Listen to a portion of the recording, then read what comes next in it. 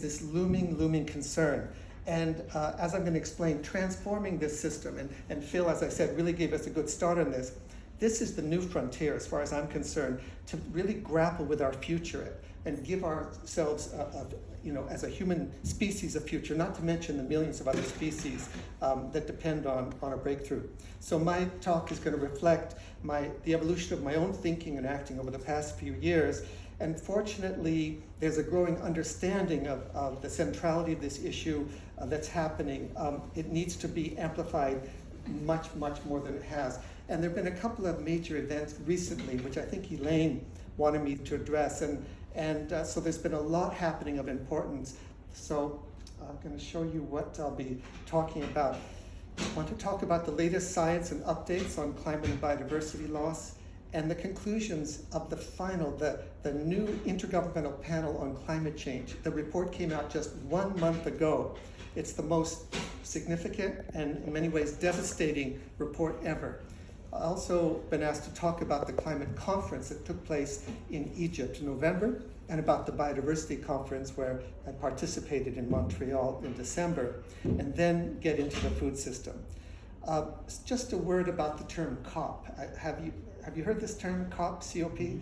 I want to make sure we're all clear what that means. It stands for Conference of the Parties, and it's the main decision-making body of both the Climate Change Convention and the Biodiversity Convention. And it includes all the representatives of the countries that are signatories or parties to these agreements. The Climate COP meets every year, the Biodiversity COP meets every other year. So, as I said, my interest in nature and global affairs originated here on Bowen when I started coming here and playing with my favorite garter snakes and the oceans and the forests.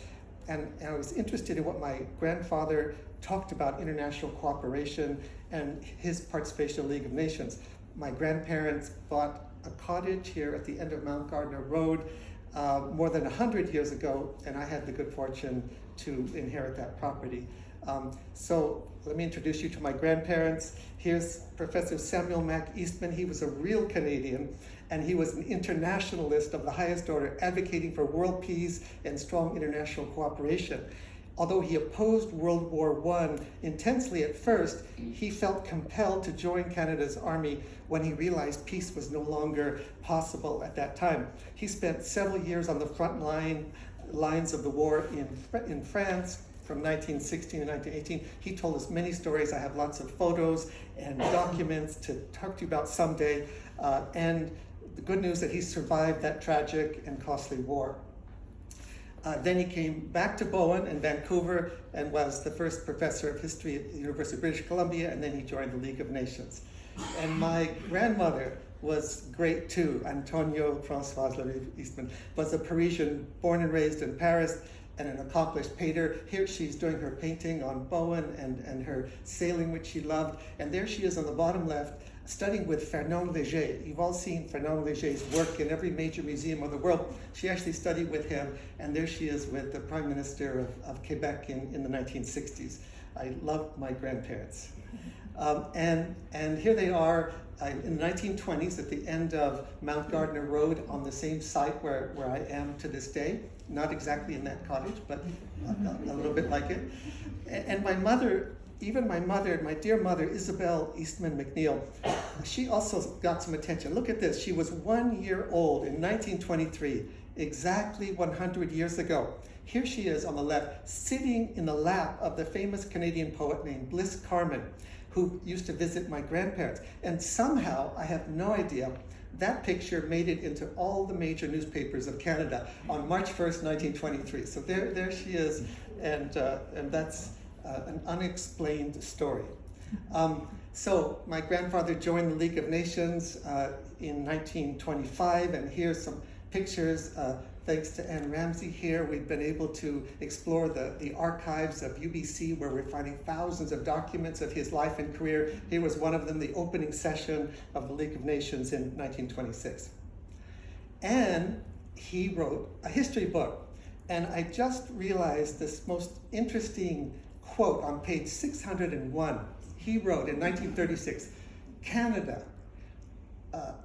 her forests, mines, and waters are storehouses of untold wealth for future generations if wise policies of national conservation be unswervingly followed.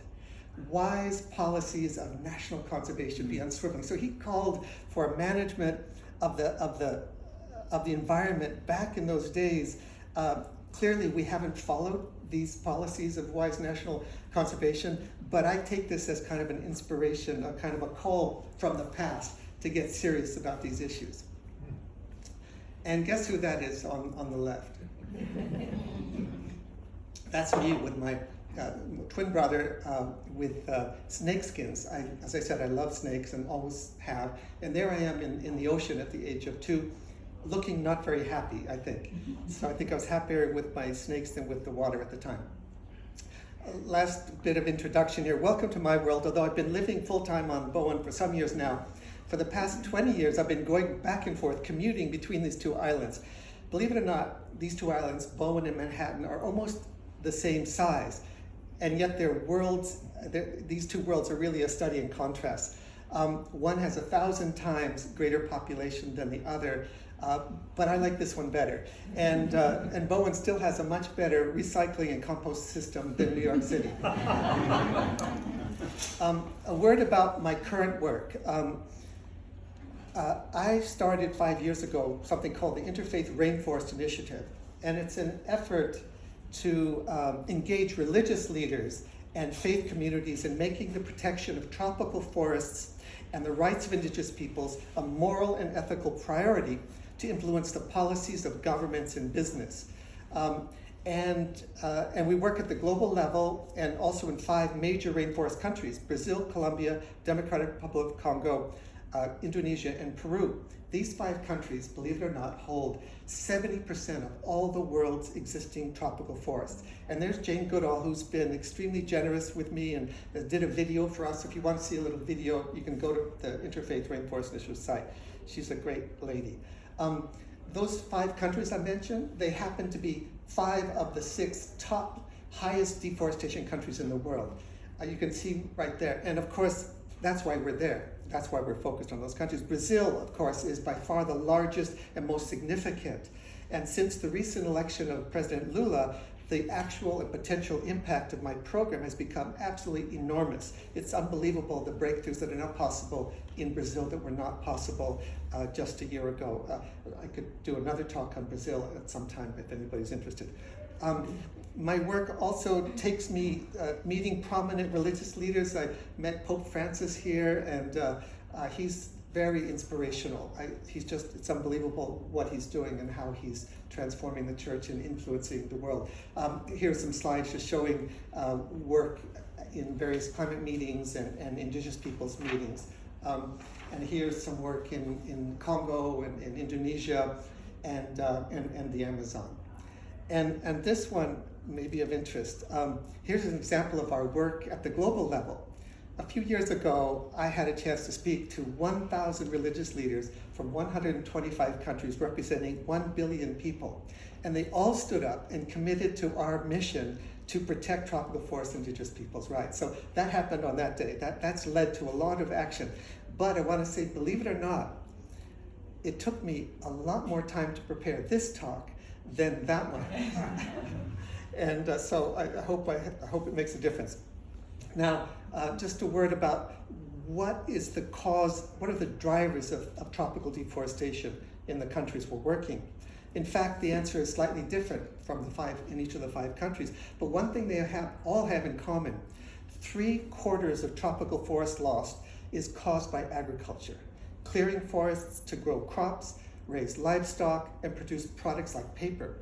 And as you can see from the tall column on the left, beef is the leading driver of deforestation all over the world. In fact, about 80% of all the deforestation in the Amazon is for beef production. I'll discuss a little later why that's such a problem and what we can do about it. So now, what happened in this report that just came out last week? It's 8,000 pages long. I didn't read all of it, but I dug in as much as I could. And it was just a month ago. It's the final installment of the Intergovernmental Panel on Climate Change Assessment. 8 years of work drawing on the findings of hundreds of scientists. It's the most comprehensive scientific assessment of climate change there is, and it's grim reading. The report details the devastating consequences of rising greenhouse gases, as well as the increasingly dangerous and irreversible risks if we fail to change course. But the IPC report also points out some pathways to avoid these disastrous outcomes. And one of the pathways identified is our food system. And that's what we're going to talk about today. I spoke to Bowen's Rotary Club last year about an earlier draft of this report, and today I'm going to focus on what's a little bit new about that. So first of all, what did my boss say about this report? Well, it's devastating. The Secretary General of the UN said, "I have seen many scientific reports in my time, but nothing like this. Today's IPCC report is an atlas of human suffering and a damning indictment of failed climate leadership. The world's biggest polluters are guilty of arson of our only home." And he was just getting started. So just a few words about that report.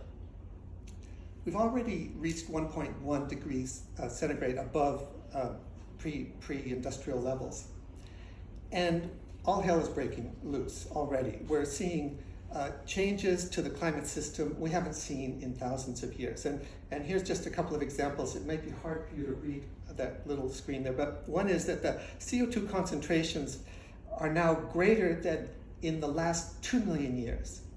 That the last decade was warmer than any period in the last 125,000 years. The sea level rise is faster now than any century for the last 3,000 years. We can go on about that. Just to give one example, since 2008, extreme floods and storms have forced over 20 million people from their homes every year. Every year since 2008, 20 million people their lives have been devastated. Now, something that's a little bit obvious, I think, is we better get off of fossil fuels. That's the number one cause of climate change. And this slide shows that to keep warming within 1.5 degrees, which already is wreaking some havoc and is getting increasingly out of reach. But to get there, we can only allow a total of 510 gigatons between now and the mid-century. If these existing infrastructure, fossil fuel infrastructures, the existing ones and the planned ones, if they go ahead, we end up with 850 gigatons by that time. In other words, we're over by 340 gigatons just from fossil fuels. So obviously that can't happen. We haven't even talked about other sectors of the economy. So there's a mix of strategies we could talk about how to deal with that, and we're going to focus on one of them. A lot of coal-fired plants are being retired, but some banks are actually still continuing to invest in coal capacity, so we have to stop that. It's also why I'm so concerned about this liquefied natural gas plant being prepared across the water here. It's such a bad idea, and I hope we can talk about what we can do about that. I know we're pretty far into this, and I don't know all the details, but for this very reason, we can't do it. Also, forest biomass is a bad idea. Burning forest for electricity. We can talk a lot about that, but just to say, these are the things that put our future and put our lives in harm's way. One other outcome of the report that was a bit new is that any scenario to keep within 1.5 degrees, all of them build in some carbon renewal. It's not enough to stop and to reduce and stop emissions. We're going to have to suck a whole lot of carbon out of the air, and there's all kinds of approaches. There are the natural approaches on land and in the ocean, and then there's technological ones. Some of them are pretty scary.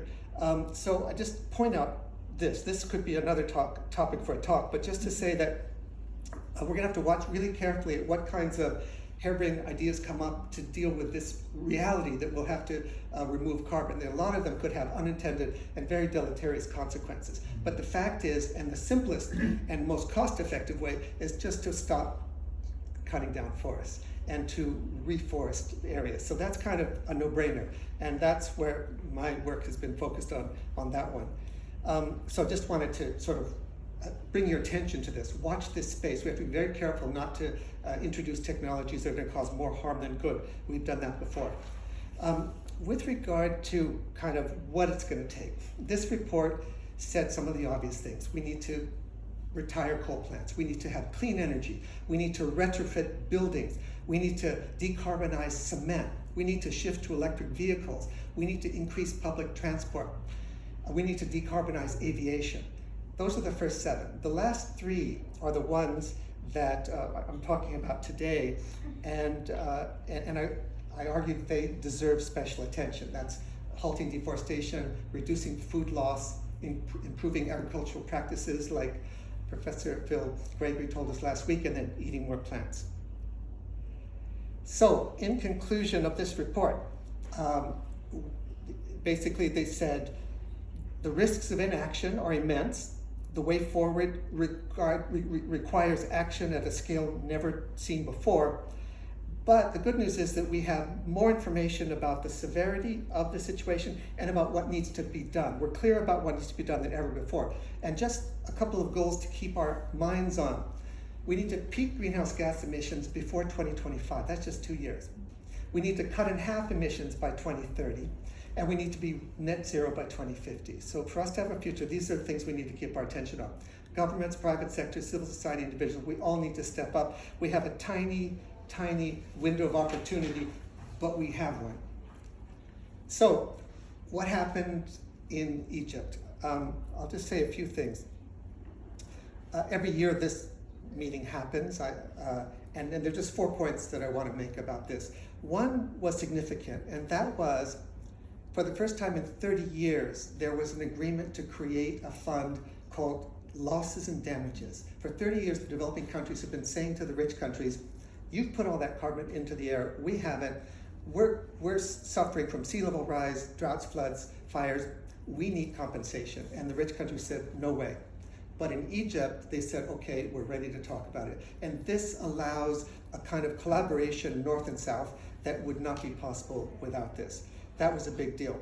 The other thing is we saw the emission reductions that every country has committed to doesn't add up to the future we want. That in Glasgow, there was an agreement to redouble our efforts. Only 34 countries out of 194 countries actually took that seriously. That was unfortunate. Third point, food systems got some attention for the first time ever in this setting.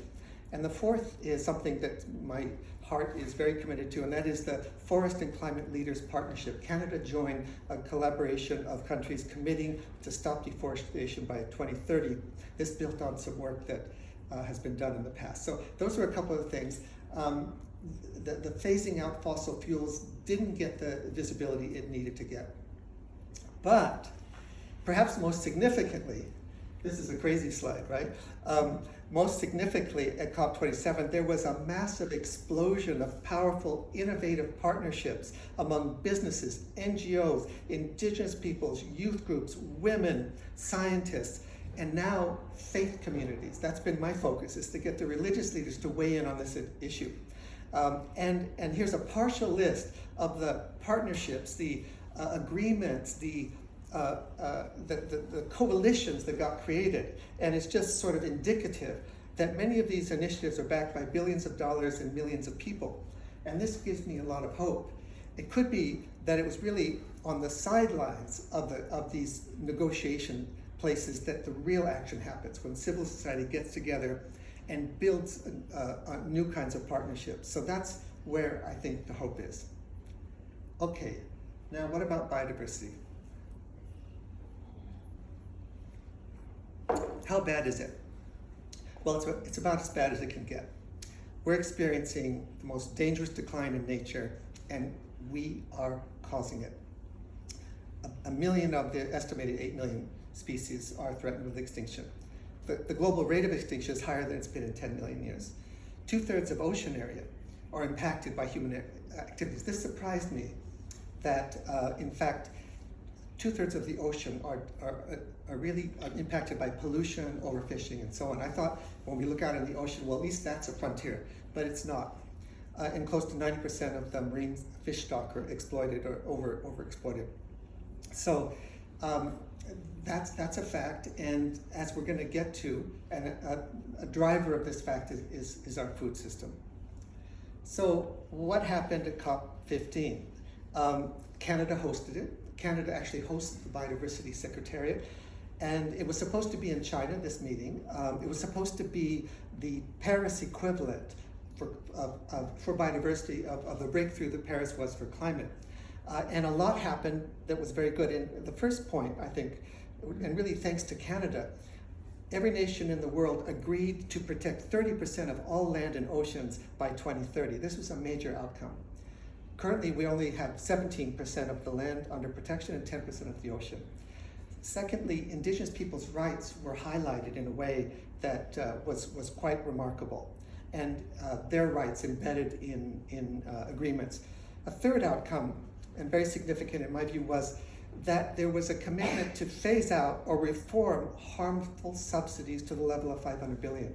Now, this is a point that I think I really wanted to make here at some point, and that is that subsidies currently go to really fund high emission cattle production, forest destruction, and fertilizer pollution. That was literally $1.8 trillion is spent every year by governments on the wrong things, undermining the environment. It's a real, and this realization became clear in Montreal. I think people realized, negotiators, hey, we're spending hundreds of billions of dollars to destroy nature, and we're putting a few dollars to protect it. What's wrong with this picture? So this issue of getting subsidies right was extremely important. And then there's Frankie the dinosaur. You see in the top right, I'm with Frankie the dinosaur. Made a big splash at COP15. He's telling everybody, come on humans, don't choose extinction. So it's worth noting that British Columbia represents the country's greatest opportunity for Canada to actually meet this 30% goal, because here in BC, we have the greatest biological diversity. We also have the greatest number of species at risk. So, and I want to argue that here at Bowen, I think we should aim for, let's get to that 30% as soon as possible. Let's be a leader in the province, in the country, in the world, and have a community getting that 30% under protection as soon as possible. Before moving to the food system, I wanted to pause briefly on a very positive development. That's the growing visibility and influence of Indigenous peoples' movements around the world. A major focus of my work has been giving voice and rights to Indigenous peoples and local communities. And I've come to understand that Indigenous peoples and local communities are an essential component of any solution to the climate and biodiversity crisis. An expanding, growing body of evidence shows that they are effective forest stewards. And for example, in the Amazon, studies have shown that the carbon emissions and the deforestation rates in legally recognized Indigenous territories is many times lower than those rates in lands outside of their territories. But Indigenous peoples are targets of violent attacks, and Global Witness found that since 2000, over 1,700 environmental and land defenders have been killed. Many of them are Indigenous peoples. That's 4 per week. And this must stop. So, but it's gratifying to see the appreciation of their rights that's happening in all the different fora around the world. And just to note, this person I'm with on the right, that's Sonia Guajajara. She just, last month, she was made Minister of Indigenous Affairs in the government of Brazil. So she's an activist we've been working with. She's now in charge of Indigenous Affairs for the largest tropical forest country in the world. She's an amazing woman, dynamic and effective, and that's a really hopeful thing. Okay, so ladies and gentlemen, we have a problem. Houston, we have a problem. I want to talk about some work that needs to be done to address these problems that I just laid out. And what that is the way we produce and consume our food. It's broken, as Professor Phil Gregory told us. It's bad for people and it's bad for the planet. So first of all, diets are the single largest driver of ill health and premature mortality, now affecting more than 2 billion children and adults. They're actually the #1 risk factor for disease globally, causing 11 million deaths each year. More deaths than smoking, alcohol, drugs, a huge burden to the healthcare system. And hunger is on the rise at the same time. Problem #1. #2, the food system is responsible for 1/3 of all human-caused greenhouse gas emissions. Emissions from the food sector alone would take us way past the 1.5 degree goal or the 2-degree goal this century. And between 60 and 80% of all biodiversity loss can be attributed to our food system. The expansion of agriculture has transformed and degraded massive regions of the planet and habitats for millions of species.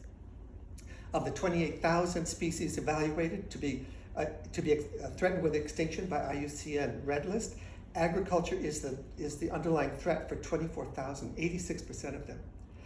Just this morning, a hummingbird that I've been watching for the past 3 months crashed into a window, and I felt so badly. Now, fortunately, he did get up and fly away, but I just imagine, so just my connection to this one little animal, imagine the kind of extinction that we're causing, the sorrow, the impact. I don't think we've even begun to come to grips with that. Also, the food system is causing risks of a pandemic. COVID revealed the risks we face, that we know that industrial food systems are a driving factor in emergent infectious diseases due to land use changes, habitat fragmentation, and other reasons. And for God's sakes, we cannot afford a repeated endemics, and we must avoid at all costs. The worst of all possible outcomes would be that the next potential virus that could have the infection rate of COVID and the mortality rate of HIV. We need to avoid that future. And food producers and workers have been losing out more and more over many decades now. And Phil Gregory told us a lot about this last week. They're struggling to eke out a living in North America and around the world. And those who toil to produce and prepare food are among the most marginalized globally. The power imbalance has gotten worse over the last decades as other actors in the value chain run away with the profit. The food system is deeply unjust. And we won't be able to cover this issue in much detail today, but it would be a very good topic for a future talk here at the Bowen Library. And the risks are growing globally that food insecurity can contribute to conflicts and instability. So, what can we do about this? This slide blew my mind when I came across this recently. And it's probably hard to see, so let me explain. I want to give some context on the food system issue, and this slide helps with that. How we are using available land has everything to do with the problems we just described. Look at this slide. Land makes up to less than 1/3 of the Earth's surface. The majority is ocean. Of all the habitable land on Earth, half is used for agriculture. Think about that for a moment. Half of all the land we can live on is now used for agriculture. And more than 3/4 of this is used for livestock production. More than 3/4 of all the agricultural land, which is already half of all the habitable land, that's used for livestock. And this is a critical point. The meat and dairy coming from that take up all that land, but only provide 18% of the calories and only 37% of the world's protein supply. So you see the large red area for livestock on the 4th level down. That only provides 18% of the calories and 30%. It's a relatively small amount of calories and protein. So it's extremely inefficient use of our precious land. And I want to argue today that there will be enormous global benefits to reduce this massive 77% of land for livestock to allow more crops and more nature. And I want to dig deeper into this. Not only are we devoting a disproportionate amount of land to animal products, but producing animal products also has a disproportionate impact on the climate. Meat and dairy products tend to emit more greenhouse gas emissions than plant-based foods. This holds true whether we're talking about on the basis of per kilogram, on the basis of per calorie, or the basis of protein. And this chart shows protein. Beef typically has the largest emissions, followed by lamb and chicken. The same pattern holds if we compare cow's milk and plant milks. Dairy contributes a lot to the greenhouse gas emissions of our food. Most of our diets, the carbon footprint of most of our diets is between 1/4 and 1/3 of all of the emissions from our lifestyle. As you can see from this slide, cow's milk has a significantly higher impact than plant-based alternatives on all the environmental metrics. It causes 3 times as much greenhouse gases, about 10 times as much land, uses 2 to 20 times as much fresh water, and much higher levels of water pollution. So that's one way we can reduce our carbon footprint. Going beyond dairy products, the replacement of animal source products could significantly reduce the pressure on land from agriculture. Different foods have different environmental footprints. The most comprehensive study done today is by Poor and Nemechek, published in the journal Science in 2018. As you can see from this figure, or you probably can't see, but I have the original if you want to look at it, producing 100 grams of protein requires more than 160 square meters of land for beef, but just over 2 square meters for tofu. In other words, the land use footprint for beef is 75 times greater than that of beef to produce the same amount of protein. I could give lots of other examples, but I won't right now. Here's another. I know this is a lot of information and it's probably very impactful, but I hope we can stay with me for a little bit longer. So, turning now to how our food system is impacting the animals and wildlife in our world. See how this slide of the distribution of all mammals on Earth and in the oceans. So this is, believe it or not, wild mammals make up only 4% of the world's mammals. That means including all the marine and land animals, all the whales and orcas, all the fish, you put all of that together, every polar bear, every fox, every animal out there, and wild animals are only 4% of that total. We and livestock are the other 96%. It's amazing. We alone account for around 1/3 of all animal biomass. Just us, add us up together, that's 1/3 of all the animal biomass on the planet. And our human mass is almost 10 times greater than all the wild animals in the world. That's scary and shocking to me. Cattle weigh almost 10 times as much as all the wild animals combined in the world. And poultry is not included here. But for birds, it's similar. If you add up all the farm birds, the biomass is more than twice of all the wild animals in the world. This is another unfortunate outcome of allocating more than 3/4 of all our agricultural land to livestock. So how many animals are required to feed us each year? This graph shows the total number of livestock used in the meat sector. The number is staggering. 80 billion animals are slaughtered each year for meat. And the global demand for meat is growing. Over the past 50 years, meat production has more than tripled. But this trend can and should be turned around, as I'll discuss. Fortunately, a number of influential and effective groups are beginning to address this issue and the challenge of a food system run amok. One in particular that I work with is called EAT. It's a science-based global platform for food system transformation. EAT, together with the prestigious medical journal, The Lancet, created the EAT Lancet Commission on Food, Planet, and Health. They brought together many world-leading scientists around the world to ask the question, can we feed a future population of 10 billion people a healthy diet within planetary boundaries? They concluded that the answer is yes, but it will be impossible without improving food production, transforming eating habits, and reducing food waste. This is the first scientific review of what constitutes a healthy diet from a sustainable food system and what actions we can take. The Eat Lancet report proposes a framework for healthy diets. And you know, in terms of what is a healthy diet, in broad strokes, I think we can all agree. We can disagree on details, but basically I think we can all agree that a rich diet in a high variety of plants, supplemented by enough but not too much animal source foods, and minimizing the intake of ultra-processed foods high in sugar, salt, and saturated fat is good for us, and it turns out is good for the planet as well. The plate you see here is from the Eat Lancet Commission's scientifically reviewed assessment. Other assessments have also confirmed that we need to move in this direction.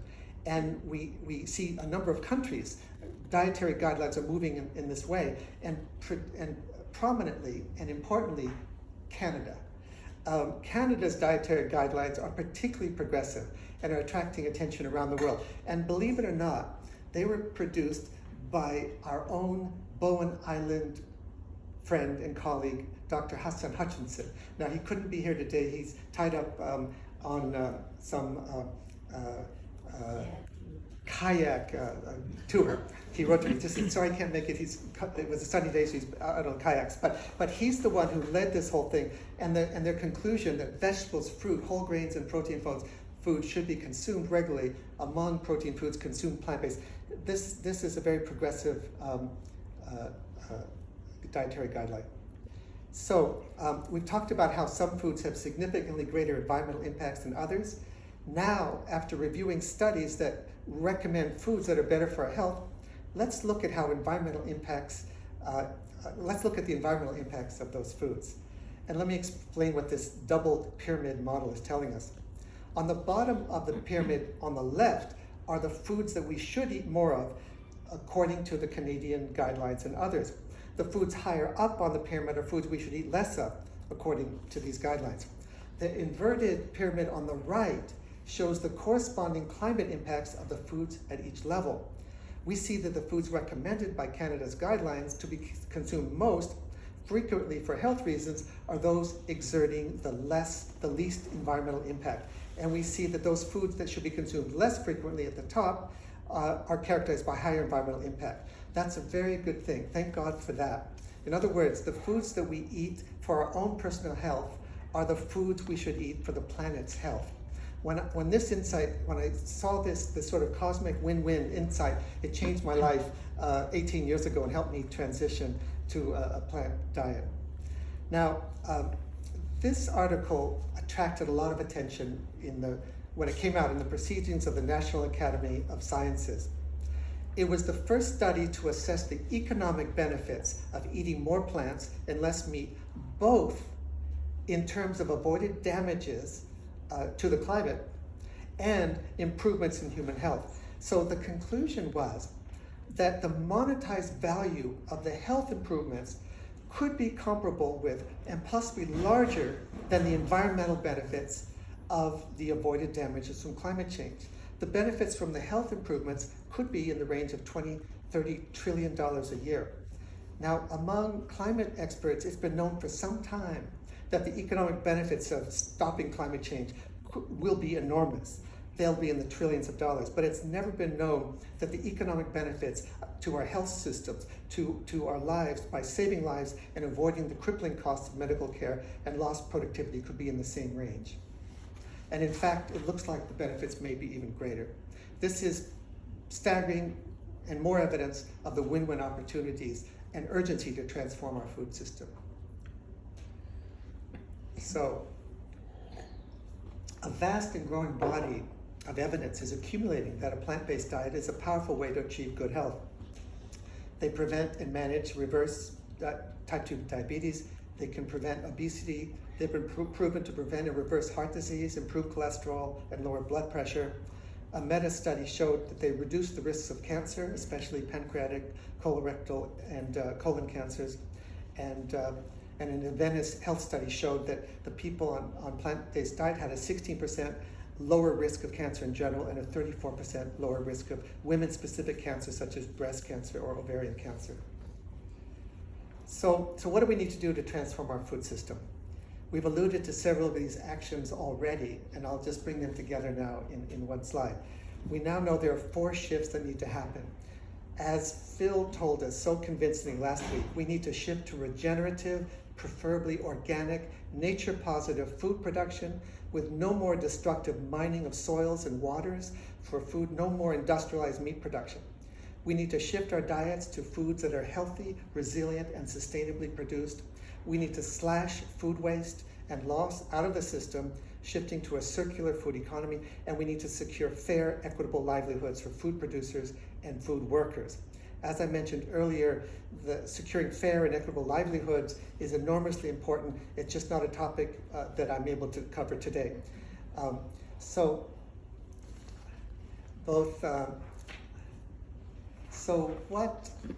we know what the big shifts are, How do we bring them about? And we need action, we need lots of it. We need it at the global level, the national level, and the local level.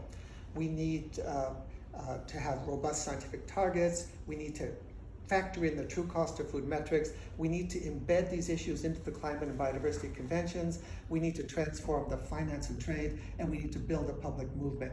That's at the global level. Similarly, at the national level, we need a whole new level of multi-stakeholder engagement. And thanks to EAT and the recent UN Food Summit, there's a lot of work going on in 120 countries on this topic.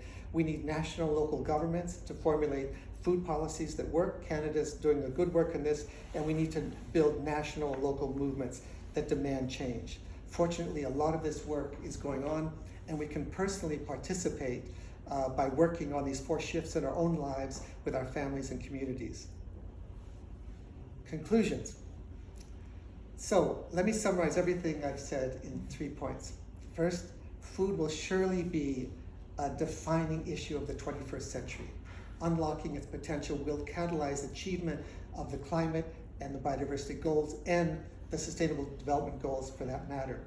Second, widespread multi-sector, multi-level action is needed, including a substantial global shift towards healthy diets, large reductions in food loss, and major improvements in food production practices such as regenerative organic agriculture. Feeding the 10 billion people expected by 2050, a healthy diet within safe planetary boundaries is possible, and it will improve the health and well-being of millions of people and allow us to pass on to our children a viable planet. So that's the conclusion here. I wanted to suggest that there are things we can do as individuals, as community, as the provincial level, and at the national level. And then I wanted to open up for a discussion of what can work, what's working, what do we need to do. But why don't I just stop right now and we can discuss what we can do to make this world a happy world. Oh, one more thing, actually. One more thing. I found these 100-year-old photos from my grandparents of the same marvelous sunsets that we enjoy today at the end of Mount Gardner Road. And it just made me think that some things like sunsets don't change. But as we've discussed today, so much of significance has changed in dramatic ways in our world over the past 100 years that we need to respond to. And I want to just invite us all, encourage us all to continue the great work we're already doing, but to really redouble our efforts on these issues in the coming days and months. So thank you very much.